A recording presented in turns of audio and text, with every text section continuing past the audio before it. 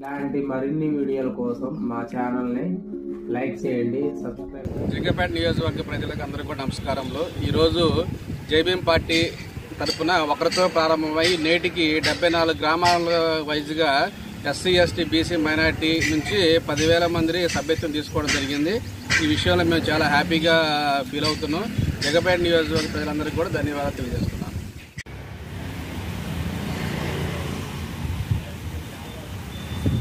आप